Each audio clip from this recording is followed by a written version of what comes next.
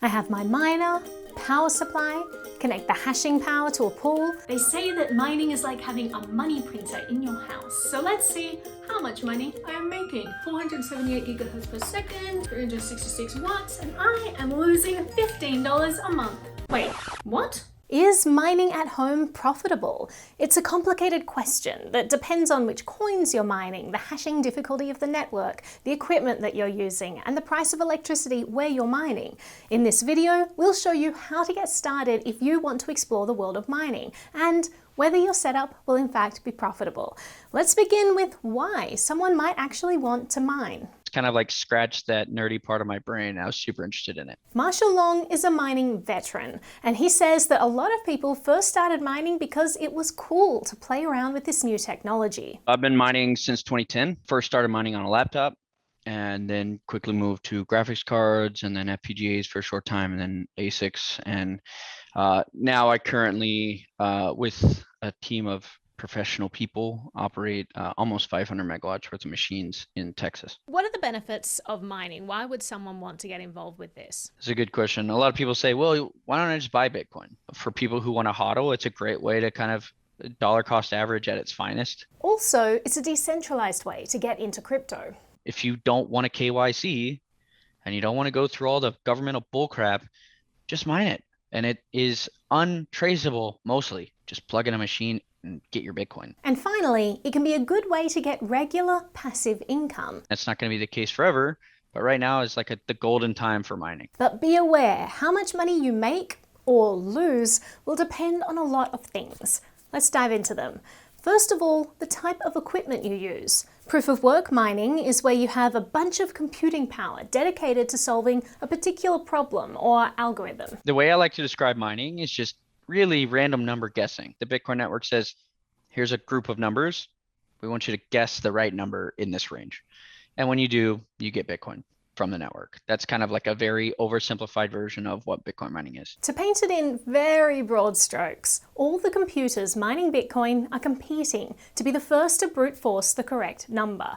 If they guess it first, they get rewarded with Bitcoin. In order to have the best chance of guessing the number first and getting the reward, you want to have the most high-powered machine. So the equipment you choose is important. You've probably heard of terms like CPU, GPU, FPGA, and ASIC. These describe different kinds of processors you can use to solve these computationally difficult problems.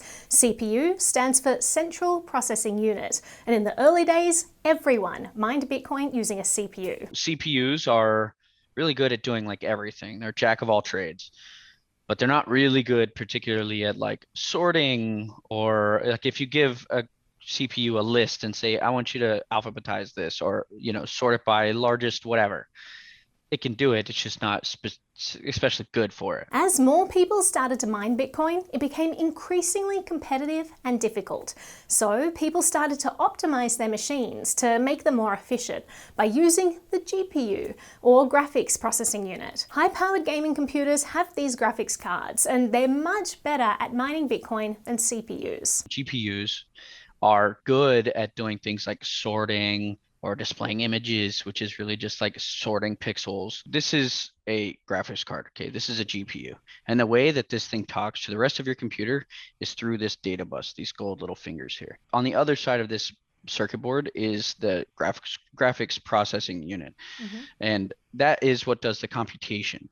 However, around this thing on the actual circuit board are the memory chips on the circuit board. The reason this is somewhat inefficient at doing certain calculations is because it has to derive information here and then send it out somewhere around here. I think there's memory chips to store that, and then do something else, and then retrieve that stored data and bring it back. So that's kind of fundamentally how a graphics card or a CPU will like crunch numbers. So people started building custom machines specifically for the purpose of mining, using something called an FPGA, or Field Programmable Gate Array. FPGAs are basically customizable silicon. People will tailor this specific FPGA chip to do what they want in a specific way. It turned out that customizing hardware using FPGAs was nuanced and difficult, so they never really took off except in fringe cases. GPU mining is actually still far more common than FPGA mining, and generally a lot more powerful. But by far the most popular mining machines these days are ASICs. ASICs, standing for Application Specific Integrated Circuit, is just like the next iteration of that. All Bitcoin ASICs do is guess numbers in the correct methodology very efficiently. Orders of magnitude better than graphics cards. The progression is just specializing, hyper specializing. If you're looking to purchase mining equipment to run at home, the major pro of an ASIC is that it's the most powerful tool out there for mining most coins, because they're special purpose machines designed specifically for this task. But there are some drawbacks to consider. First, hosting at home means that you have to deal with the noise. You have to deal with the heat. Will Foxely is the multimedia director at Compass Mining. These machines operate into the upper hundreds Fahrenheit, at least the hash boards themselves. And that's why they have these fans. The fans are the things that are really, really loud because they're trying to push air in and out and over the hash boards to cool them down as quick as possible. And this heat, if it's trapped, it can not only ruin your ASIC by essentially baking it, but it's going to make the ambient temperature around wherever you are, in your garage, a shed, your basement, it's going to make it really, really warm.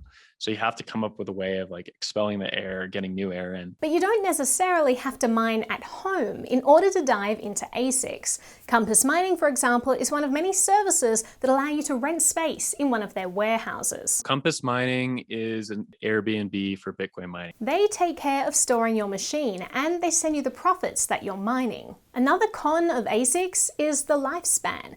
Consider this machine here. It's an Antminer S3. It came out in 2014 and was one of the earliest ASICs that really kickstarted the ASIC momentum for Bitcoin mining. Since then, however, the difficulty of Bitcoin mining has risen so much that this machine is almost extinct in the wild. To stay competitive with ASICs, you need to keep upgrading your equipment. Also, these are specialized machines, so you can't repurpose them to mine a different coin. A Bitcoin miner will only be able to mine Bitcoin. An Ethereum miner will only be able to mine Ethereum. If you change your mind, you're stuck with a useless piece of machinery. If you're going to mine and you want to look for profits, Ether is the way to go. Ethereum ASICs are extremely profitable. If Ether moves to proof of stake, well, you've bought yourself a brick. For professional miners, it's hard to deploy a lot of capital into something that's not stable, right? So Ethereum's got proof of stake coming. I can't go and deploy, $100 million of mining gear if I think maybe in a year the developers will change their mind. As far as people who want to go big, Bitcoin's really the only way you can make a logical investment-based decision. Finally, ASICs are generally pretty expensive, but you can get second-hand ones easily on eBay.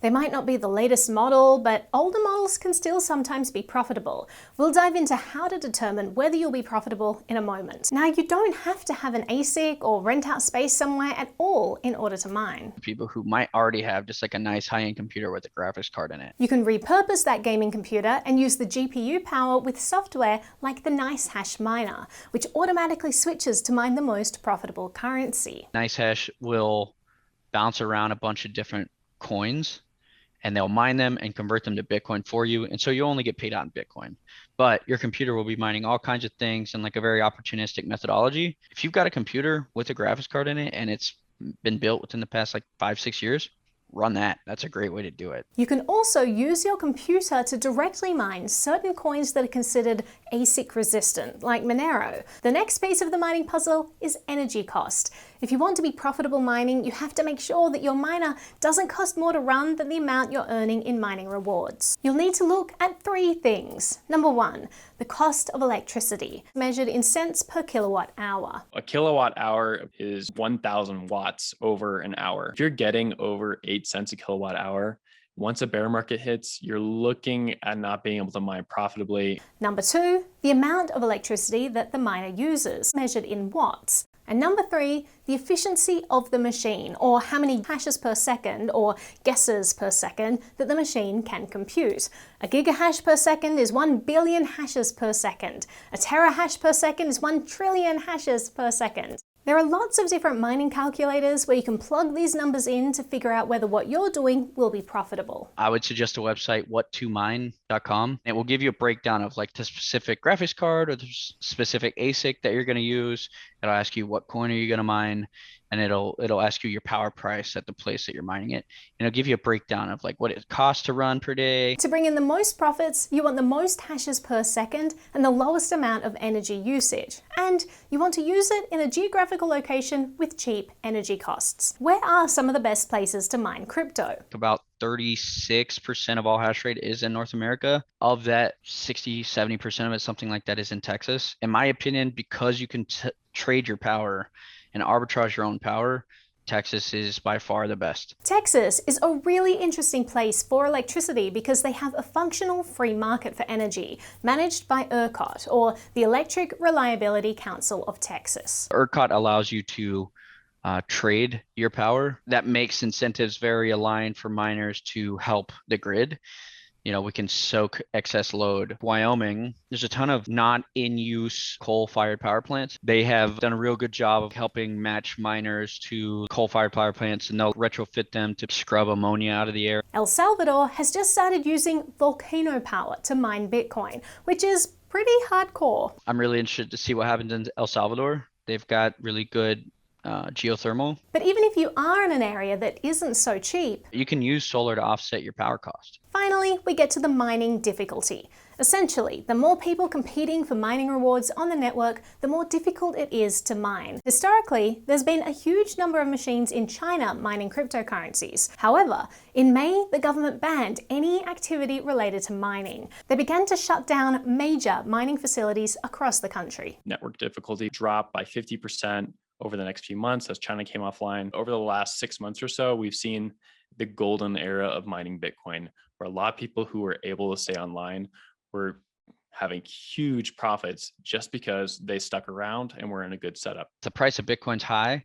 The difficulty of Bitcoin is low since the China ban, and the network has not caught up to that. Right now, if you've got a machine and it's an S9 or an S7 from Bitmain or something around there, you're going to make money. In about a year, in my opinion, probably not going to be a great time to do that, because all the Chinese homies will have caught up by then. All their stuff will probably start rolling online. The difficulty meaning the range of which you have to guess your numbers, your secret number basically, is going to grow. And that means that you're going to be much less competitive, and you're probably going to be not profitable by then. If you're considering a large investment in an ASIC, you need to factor in the increase in hash rate and your decreased profits over time as more people come back online. Now that we understand the specifics, you can do a bunch of different things to kind of like help you become more profitable. The most obvious one is using a pool. You are competing in a giant arms race, basically, and you're just one small fry. If you're solo mining with one machine, it could take you a decade to guess the right number. However, if you pool your resources with other people, you're not going to get a whole block worth of Bitcoin, but you'll get a percentage of what everybody put in together. What they do is they allow all this hash rate of all these miners to point at one block. They do take a fee for organizing all that hash rate between 1% and 2% of all block rewards. Most pools are very similar, and you're going to experience about the same payouts. It's not a question of are you going to get more mining profits or not? It's a question of, do you trust this pool to operate on your behalf well, and are they going to steal funds from you? So look for a pool with a good reputation. There are more tricks to mining. You want to look for all the different ways that you can like eke out additional profits. A good way is like miningrigrentals.com. Mining Rig Rentals is a great site that allows you to rent your hash rate to other people. You usually want to juice your profits a little bit by setting your price per terahash or whatever to more than what you will get paid out from the pool. And if somebody really needs your hash rate, they'll pay a premium. We already mentioned using something like NiceHash to repurpose your gaming computer and auto switch to the most profitable coins. And there are unconventional multi-purpose uses for your miners. I've seen some cool setups where people are using Bitcoin miners to heat their homes. That's something I've done before. It's October and you're cold. Just flick on a Bitcoin miner and put it in your living room and you'll be fine. I'm gonna be honest, it's one of the loudest space heaters I have ever had. But It's stacking me Bitcoin 6 months out of the year. Mining is an exciting world, and there are many reasons people get involved. Whether it's because you're looking for a more privacy-preserving way to get into crypto, or you want to understand the tech and how security on decentralized networks like Bitcoin works. Or maybe you're just looking for profits or investments. Whichever reason leads you here, I think you'll have fun. Mining is it's a hell of a ride. Stack hash, slap ass, just keep running it. It's all good.